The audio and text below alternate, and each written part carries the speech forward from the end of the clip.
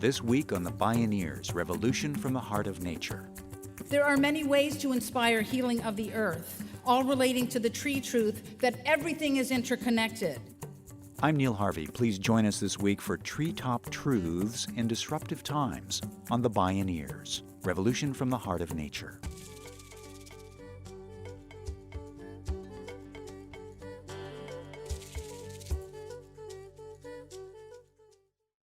Support for The Bioneers, Revolution from the Heart of Nature is provided in part by Organic Valley Family of Farms and Mary's Gone Crackers.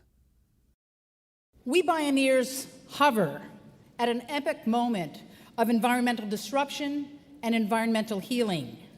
We've come to this amazing conference in San Rafael to seek truth that will lead to the visions and actions that we need for that healing. I believe that truth may be found in trees.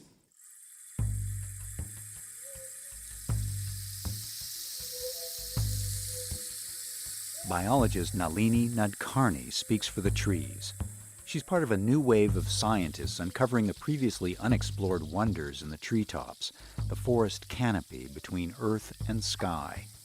The fieldwork she's done in Costa Rica and Washington State has led to revolutionary insights in our understanding of the dynamics of forest ecosystems and ourselves.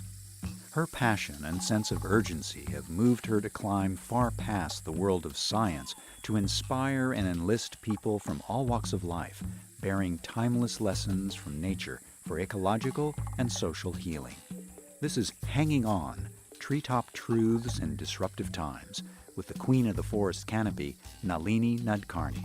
My name is Neil Harvey. I'll be your host. Welcome to the Bioneers, Revolution from the Heart of Nature.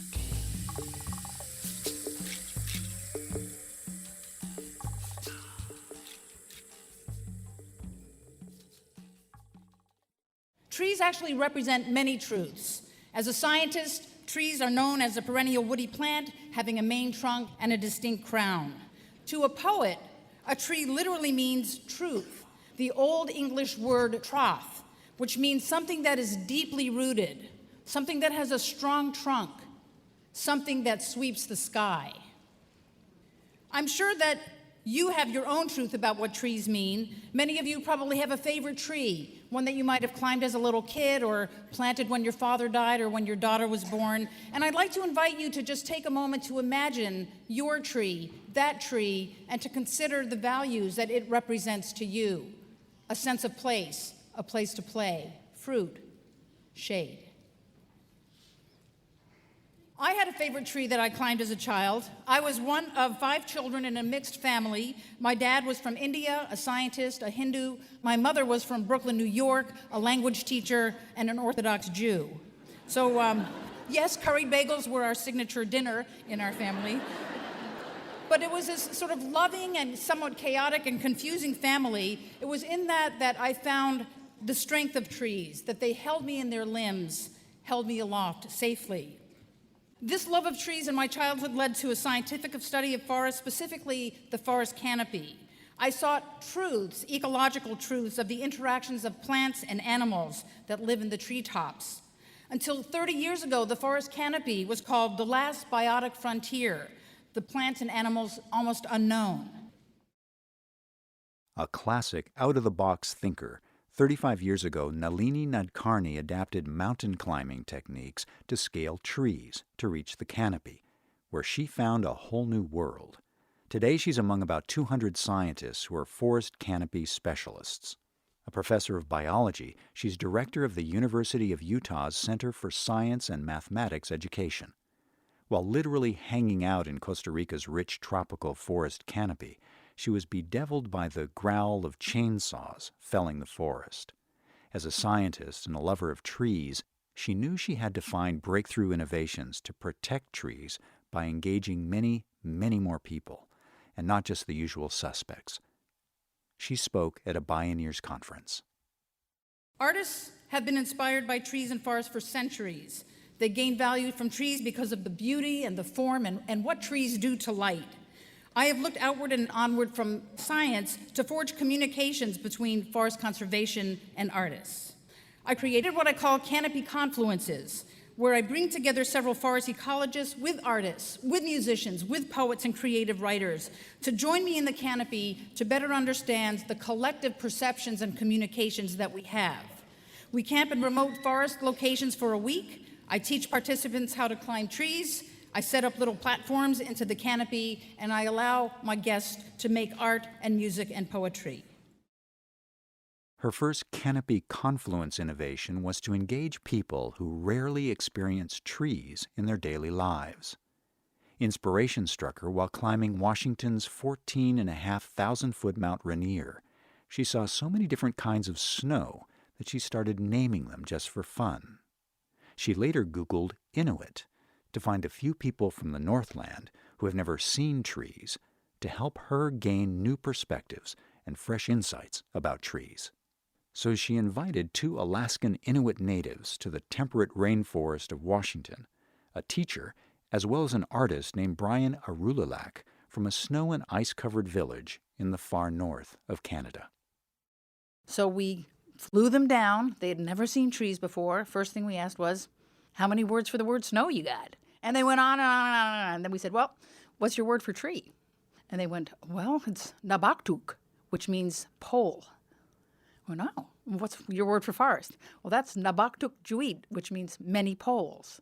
And so Brian at first did nothing but sort of Inuit art, ice fishing, polar bears, that sort of thing. Finally, we said, look, Brian, why don't you just make us a picture of a tree? That's really what we want. So he drew this very pole-like tree, but then in front of it, he drew this stone cairn.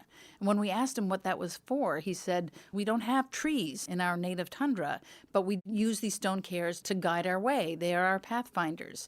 And I made the stone cairn to show you that now, after living here for 7 days, I understand that trees are your pathfinders. And you should take as good care of your trees and your pathfinders as we do, our elders in our village.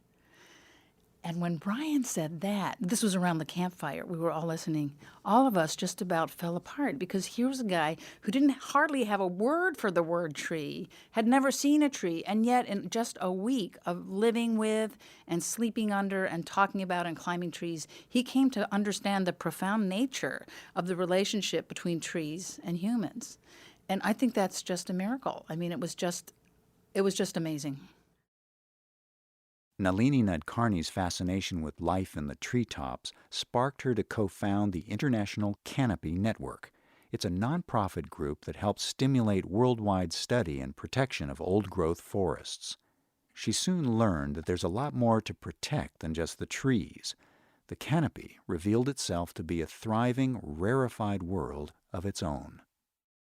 If you go 100 yards up into the forest canopy, you climb up there with the mountain climbing techniques, or you swing around on a construction crane to get into the canopy, you're in a completely different world because there's no shade up there. This is an exposed habitat. It's like the atmosphere of an open field. And so that microclimate means that there's more sunlight, there's more wind, there are greater extremes of relative humidity. And in addition to that, the architecture of trees, it's not a solid surface. It's not like this floor where you can just walk anywhere on that floor. Well, just imagine yourself as a butterfly or a caterpillar or a monkey or a bird, and you have to, if you want to go from one branch to another, you have to cross this open space 100 feet above the forest floor to get to the next safe site. And so those conditions, the different microclimate and the sort of topography of the forest canopy has led to the evolution of an amazing group of plants and animals that are adapted to this arboreal life. Every single plant and animal up there has to have evolved some way of hanging on, or else they fall to their death to the forest floor. So you get prehensile tails in monkeys and in lizards. You get amazing adaptations by plants to send their seeds that have a little bit of sticky stuff from one place to another. So the whole canopy is really just this hotbed of diversity, of interesting interactions, and very, very little of it has been discovered or described or documented by scientists. When Jack Longino, an ant biologist, joined her to look for new ant species in the canopy, she taught him to climb. They fell in love in the treetops. He went on to name an ant species after her and each of their 2 children. In their exploration, they documented how a guild of plants and animals create a unique habitat called ant gardens. And these ant gardens are when you go up into the canopy and you see this like group of unrelated plants that are all kind of clumped together. And their roots sort of make this mat that around which leaves can sort of stick and decompose. So there's kind of like a little pile of soil. Well, if you look carefully and you watch, you'll see that ants are moving in and out of those ant plants, that clump of ant plants. They're bringing seeds in of the particular plants that make this clump of ant plants. And they're also bringing dead organic matter in that actually feeds these plants. So it's really this little mutualistic island of particular species of plants and particular species of ants. You know, these are just little worlds that live up there in the canopy, kind of waiting for people to understand them. In her passion to educate and inspire people about the canopy's breathtaking biodiversity, Nadkarni wanted to reach urban Americans, often people who've never seen forests or experienced them intimately, especially children. She and a few collaborators received a grant from the Department of Education's Gear Up program, which works to introduce at-risk middle school children to colleges. Nadkarni created what she called the Sound Science Program and invited 40 young people from Tacoma, Washington, to the Evergreen State College, where she taught at the time. So I hired a professional rap singer named Caution, and I also engaged some other biologists to take 40 at-risk students, middle school students from Tacoma, the inner city, to come to our campus. Caution and the students and the biologists explored the forest, explored our water beach. They went into these studios in the afternoon and made their own rap songs. And after a week of this work together, they went home with a CD that had nature expressed using hip-hop music, spoken word poetry, and rap music, using their own culture. We got butterflies and bees that breeze right through the evergreens. Water that harvest species we never even seen. We got scorpions that sting, mockingbirds that sing, trees that help us breathe, insects that feed on leaves. We got fungus, from microscopic to humongous. We got species, from the endangered to abundant. And believe me, it ain't fun when you get hunted, the wanted, and always confronted by the toughest. But this life's a balance, and some a deadly challenge. Some things die before they ever become valid. So we need a vision to keep us living inside this ecosystem, a collective whole to try to uphold the creatures in it. No need for gimmicks, cause Mother Nature's very real. Hurricanes, tsunamis, and earthquakes, what a scary feel. No fairy tales, cause science is a work of art respected, cause it went to war and earned a purple heart. There's more to explore than the eyes can see. Hidden worlds under the canopy that hide the key. Thank you. One thing I learned, though, was that rap music, for some reason, seems to appeal mostly to the young men. And so I felt that it was important to have some sort of feature for young women. And so we generated Treetop Barbie. She's been a huge hit. And the key here, in terms of scientific engagement, is the small booklet that you see about canopy plants and animals of the Pacific Northwest. This goes along with Treetop Barbie to the young girls and aunties who buy them for her. We approached Mattel about this to commercialize it. For some reason, they weren't interested. I couldn't understand that. So we now go ahead and just go to Goodwill's and we buy used Barbies. We clothe them in the Treetop clothing that volunteer seamstresses make, and we send these out.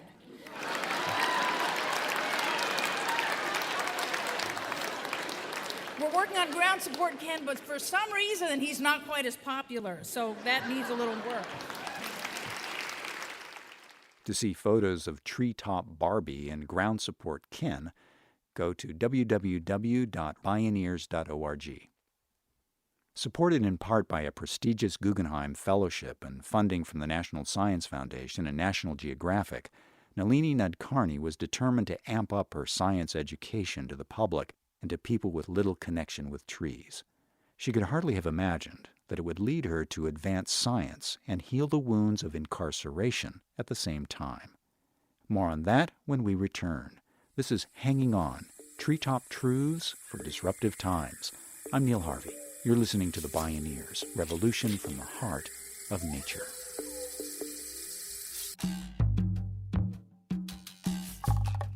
If you love Bioneers Radio, it's free and easy to support us.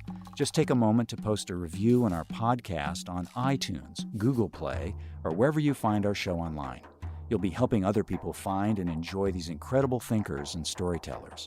And thank you for helping us out.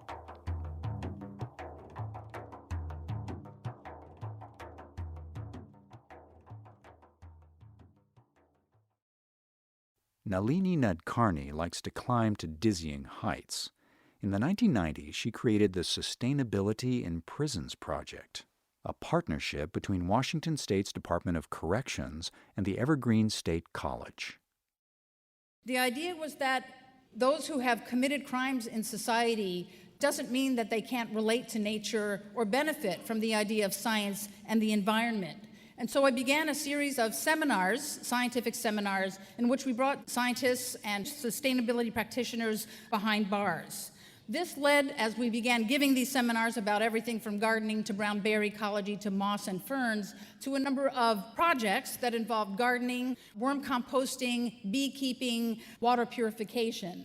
We also carried out, by collaborating with conservation groups, some conservation projects. 5 years into this project, we realized that we were not getting to all of the prisoners, that many prisons are held in solitary confinement. And so what we're trying now is to bring nature to those inmates that we can't bring live plants and live frogs to.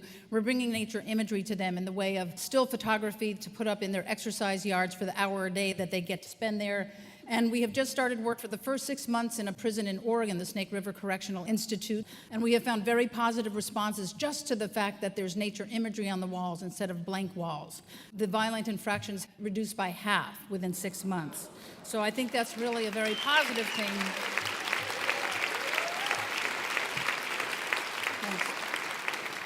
I think it shows us the power of nature, actually, in terms of being able to have that sort of a response. The Sustainability in Prisons program was so successful that it expanded to 12 prisons in Washington. The National Science Foundation then funded a conference to take the program national. It's saving a lot of resources and money and lives. But for Nalini Nadkarni, it's about far more than that. It's why her team has named the initiative OTC, Opportunity to Contribute. People's strongest motivation was to contribute to healing the earth. In her ongoing quest to find breakthrough ways to reach people who are unaware or indifferent to nature or trees, Nalini Nadkarni always looks to the trees themselves for guidance. And so what I learned is that moving my gaze solely from science elsewhere, upward and outward, I might find answers to this obstacle of communicating the importance of science and the environment. Like the trunk of a tree, these problems are gigantic. They're deeply rooted, they're enormous, and they're resistant to change. But if I look upward and outward to the twigs, I realize that actually this tree does move. It is a dynamic entity. And so to document and explore this movement, I turned trees into artists. I tied paintbrushes onto the tips of twigs, held up paper, timed this for 2 minutes, and found that these trees were moving. They could create art. Being a scientist, of course, I had to find out how much they moved. I simply marked out the segments, added them up, multiplied the amount of movement or segment length by the number of twigs per branch, the number of branches per tree, the number of minutes per year, and I was able to come up with a number of how far a single Douglas fir tree had moved in a year. I'm sure you all have a number in your mind. I'll give you the answer, which is 186,540 miles. And although we laugh, we have to realize that by shifting our attention from the immovable obstacle of the trunk to the dynamic movement of the twigs and the leaves, we can actually realize that that tree moves 7 times around the world. In trees, everything is connected. The trunk connects to the branches, to twigs, to twiglets. So if I can connect my ecological values of trees that I learned from my scientific research to other values that society has, I might have a chance to raise awareness and a sense of stewardship far beyond science and scientists. Nalini Nadkarni always heads for higher ground. When she learned that over 80% of people globally identify themselves as religious or spiritual, a higher proportion than those who identify with environmental values, she decided that linking religion and spirituality with trees and conservation was another high branch to reach for. I decided to read the scriptures, the holy scriptures of the world's religions, to see how trees are portrayed in them. I began with the Old Testament and found on the very first page that there are 2 very important trees, the tree of life and the tree of knowledge of good and evil. And when I actually went and downloaded the Old Testament from the internet and did a search for the words tree and forest, I found that there were 328 references to those 2 words. Being a scientist, I categorized those verses And I saw that they relate to really everything, every human endeavor that culture regards. So I did the same thing with the Talmud, the Quran, the Gita, and Buddhist stories, and I put together a sermon that I then offered to a number of churches and temples. The Unitarians were the first ones who let me into their pulpit. But that was followed by Baptists, by Catholics, by Presbyterians, Buddhists, Jews, and so forth. I've also been reminding the congregants that there are a number of trees, almost always, that grow upon the grounds of the church itself. So my students and I are now creating small booklets in which we map and document the trees on the church grounds to remind them that it is not only the interior of the tree that is sacred, not only the cross of Christ, not only that six-sided star, but it's the trees, the worms, the beetles, and everything else that lives on that churchyard and around that churchyard that we should hold in sacred regard.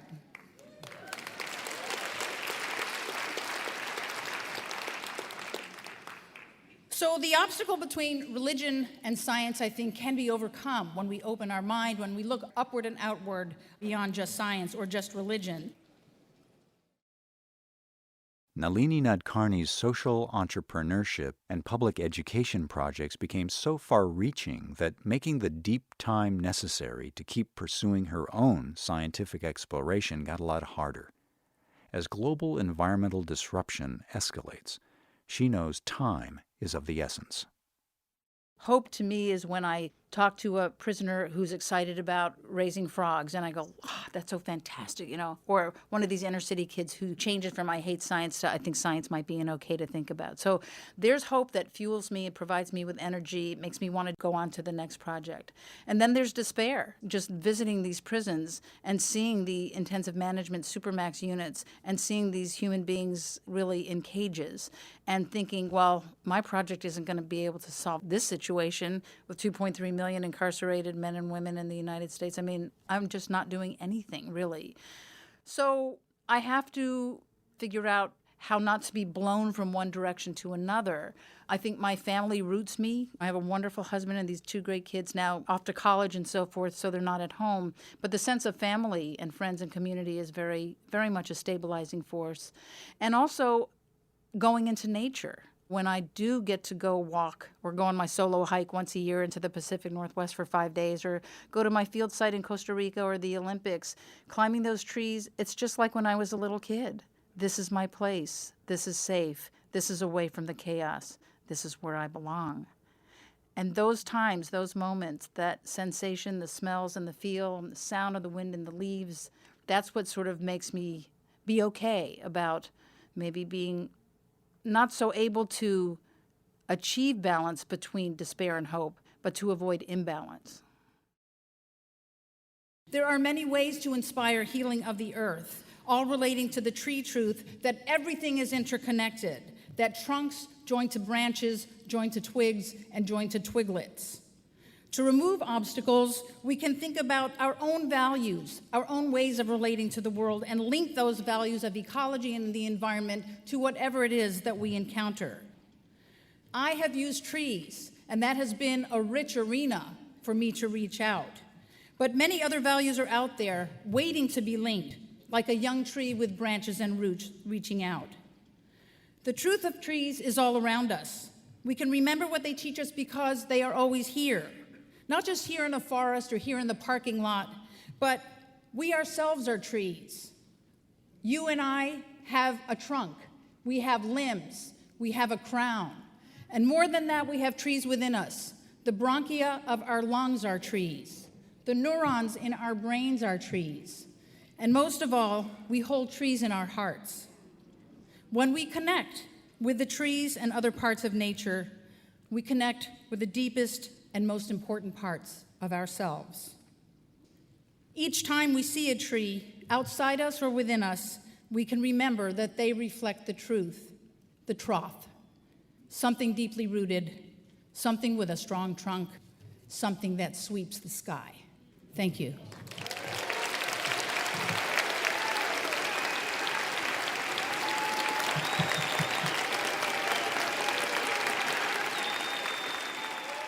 Nalini Nadkarni, transforming the truth of trees into environmental and social healing. Hanging On, Treetop Truth for Disruptive Times.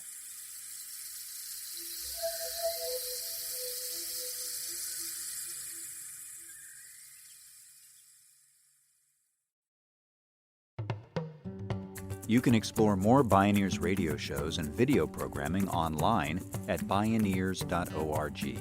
For information on attending the National Bioneers Conference and Bioneers events in your area, please visit bioneers.org or call 1-877-BIONEER. The Bioneers, Revolution from the Heart of Nature is a production of Bioneers and Collective Heritage Institute.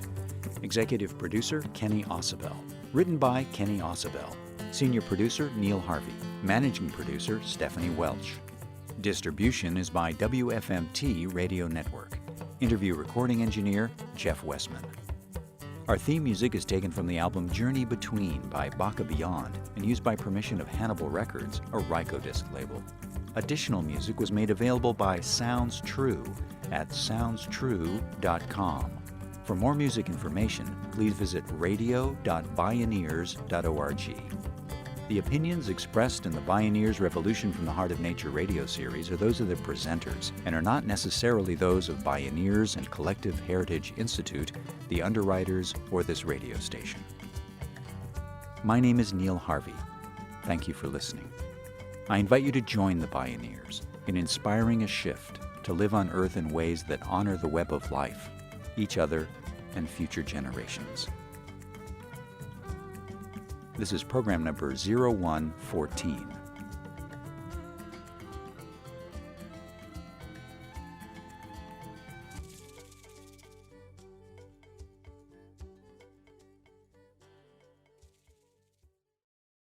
This program was made possible in part by Organic Valley, pasture-raised organic dairy products bringing the good from our family to yours.